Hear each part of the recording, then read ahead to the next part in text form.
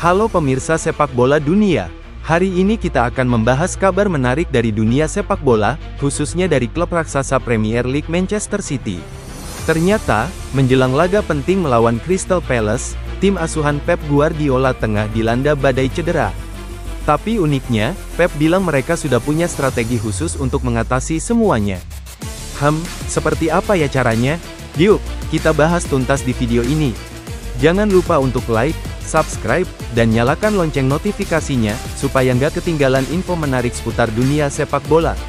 Manchester City saat ini sedang berada di posisi ke-6 klasemen sementara Liga Inggris dengan perolehan 52 poin. Mereka hanya tertinggal satu angka dari Newcastle United dan Chelsea yang menempati posisi ke-5 dan ke-4. Dengan persaingan yang begitu ketat di papan atas, setiap pertandingan kini menjadi sangat penting. Termasuk duel melawan Crystal Palace yang akan digelar di Etihad Stadium, Sabtu, tanggal 12 April tahun 2025. Namun, kabar kurang sedap datang dari kubu Manchester Biru, sejumlah pemain inti harus absen karena cedera. Mulai dari Manuel Akanji, John Stones, Nathan Ake, hingga sang mesin gol, Erling Haaland. Bahkan Rodri, yang biasanya menjadi jangkar utama lini tengah, juga tidak bisa diturunkan. Pep Guardiola jelas dihadapkan pada tantangan besar. Tidak mudah menggantikan peran pemain-pemain krusial seperti Stones dan Ake di lini belakang, atau Haaland di lini depan. Namun, seperti biasa, Guardiola tetap tampil tenang dalam menghadapi tekanan. Dalam konferensi pers terbarunya, Pep berkata, "Cedera adalah bagian dari musim ini. Kami telah beradaptasi. Ini bukan bencana, tapi tantangan yang harus dihadapi." Dengan nada penuh percaya diri, ia menambahkan bahwa timnya sudah menemukan cara untuk tetap kompetitif meski banyak pemain yang absen. Keren banget ya, pelatih satu ini. Nah, sekarang pertanyaannya, strategi seperti apa yang akan diterapkan Guardiola? Pertama, kita bisa melihat kemungkinan rotasi di lini pertahanan. Dengan absennya Stones, Ake, dan Akanji, kemungkinan besar Ruben Dias akan menjadi andalan utama di jantung pertahanan. Ia mungkin akan didampingi oleh pemain muda seperti Joško Gvardiol atau Rico Lewis. Di lini tengah, absennya Rodri kemungkinan akan membuat Guardiola mendorong Mateo Kovacic atau Calvin Phillips bermain lebih dalam. Bahkan tidak menutup kemungkinan Bernardo Silva akan ditarik sedikit ke belakang untuk mengisi ruang di lini tengah.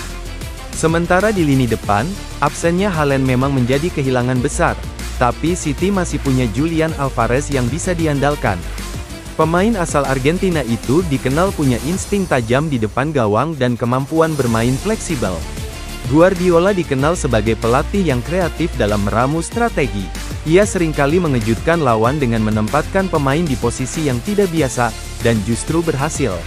Meskipun digempur cedera sepanjang musim, Manchester City perlahan menunjukkan tanda-tanda bangkit.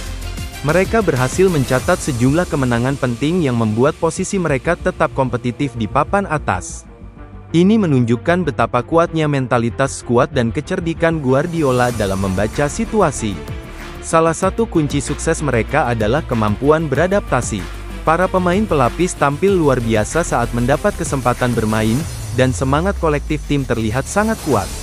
Guardiola pun mengaku bangga melihat bagaimana para pemainnya mampu menjawab tantangan. Menurutnya, semangat dan kekompakan tim menjadi fondasi penting untuk tetap bersaing di level tertinggi. Satu hal yang jelas, target utama Manchester City saat ini adalah menembus zona Liga Champions. Dengan sisa pertandingan yang masih cukup, peluang mereka untuk naik ke 4 besar masih sangat terbuka. Namun tentu saja, tidak ada ruang untuk kesalahan. Laga melawan Crystal Palace bisa menjadi titik balik penting. Jika berhasil meraih kemenangan, City bisa menyalip Chelsea dan kembali ke posisi yang lebih aman dalam perburuan tiket Liga Champions musim depan. Guardiola juga menegaskan bahwa laga kandang ini harus dimaksimalkan, apalagi Palace sedang dalam tren positif beberapa pekan terakhir. Nah, sahabat bola, bagaimana menurut kalian? Apakah Manchester City bisa meraih kemenangan atas Crystal Palace meski tanpa sejumlah pemain bintangnya? Atau justru mereka akan kembali tergelincir?